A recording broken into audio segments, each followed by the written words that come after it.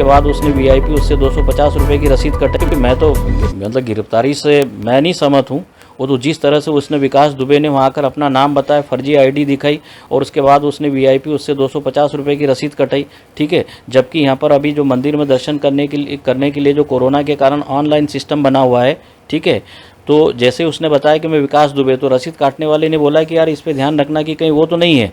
तो शायद दर्शन करके आने के बाद उसने बोला है कि मैं वही विकास दुबे हूँ, ठीक है। तो एक तो ये चीज़ की बहुत बड़ा प्रश्न लगता है। और दूसरा, कल ही मध्य प्रदेश के गृह मंत्री जी ने ये बोला है कि विकास दुबे मध्य प्रदेश में अंदर घुसने की बात तो क्या, लेकिन मध्य प्रदेश के बॉर्डर के आसपास भी दिख नहीं सकता, टिक नहीं सकता, नहीं तो हम उस पर कानूनी कार्रवाई करेंगे। जो मध्य प्रदेश पुलिस कर्मियों के 8 पुलिस कर्मियों की का हत्यारा 6-6, 7-7 दिन बाद देश की पुलिस पूरी तरह से 5 लाख रुपए का इनामी दुर्दांत अपराधी, जिस पे पूरे देश की पुलिस लगी हुई थी, और वो मध्य प्रदेश के महाकाल मंदिर में आकर उसका खुद का बोलना कि मैं ही विकास दुबे हूँ, तो मैं समझता हूँ कि इससे बड़ी और हम सब के लिए जो मध्य प्रदेश की जो कानूनी व्यवस्था है, मध्य प्रदेश की जो सुरक्षा व्यवस्था है, हम सब के लिए और इससे बड़ी शर्मसार कर देने वाली इससे बड़ी और क्या घटना हो सकती है। और ये गृह मंत्री जी और मध्य प्रदेश के मुख्यमंत्री जी इस बात का जवाब दे। और जहाँ तक मेरी जो जानकारी में है कि ये जो दुर्दांत जो अपराधी है विकास दुबे, ये कानपुर का रहने वाला है, इस पे 5 लाख रुपए का इस पे इनाम तो था ही, 60 अपराध इसके ऊपर दर्ज थे। और अपने यहाँ के गृह मंत्री जी भी कानपुर के चुनावी प्रभारी बनते हैं, ये भी कानपुर का रहने वाला। और उसके बाद मध्य प्रदेश के महाकाल मंदिर में आकर सरेंडर करना, तो मेरे को भी ये लगता है कि पूरी तरह से मिली जुली और ये एक षड्यंत्र और एक साजिश हो सकता है। मुझे याद है कि जब हमारी सरकार थी, तत्कालीन मुख्यमंत्री कमलनाथ जी थे और जब हम गृह मंत्री थे, एक इस तरह के जो अपराधियों ने अपनी पूरा मध्य प्रदेश बदल दी। मध्य प्रदेश से पूरी तरह से या तो भूमिगत हो गए थे, पूरे सारे अपराध करना बंद कर दिए थे, और बड़े बड़े जो गुंडे और अपराधी और गुंडे एलिमेंट मध्य प्रदेश से भग चुके थे।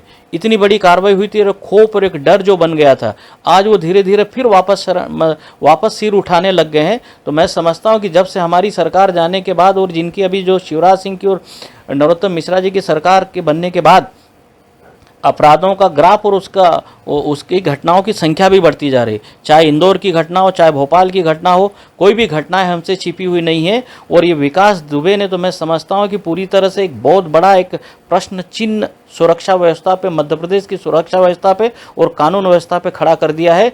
कल ही गृह मंत्री का बयान था, इसको उनको स्पष्ट करना पड़ेगा और मध्य प्रदेश और देश की जनता को हिसाब भी देना पड़ेगा। हमारे जो पुलिस कर्मियों की जो हत्या करके आया है, ऐसा जो अपराधी मध्य प्रदेश में शरण लेता है और यहाँ सरेंडर होता है, तो मैं समझता हूँ कि इससे और मिलीजुली, इससे बड़ा उदाहरण और इससे बड़ी और मिलीजुली कुश्ती और क्या हो सकती है। बिल्कुल, अपराधियों की शरण स्थली हो चुकी है, उसमें नो डाउट।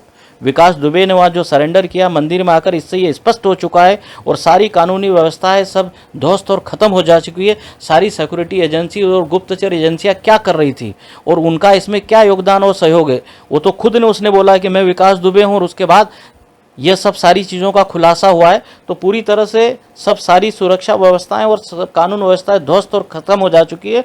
और इसका जवाब हम अब जो आने वाला सत्र है इसमें भी हम लेंगे। और मध्य प्रदेश की जनता और देश की जनता भी इन सबको देख भी रही है कि सरकारें आखिर में कर क्या रही। नरोत्तम मिश्रा जी और शिवराज सिंह जी मध्य प्रदेश में कर क्या रहे हैं।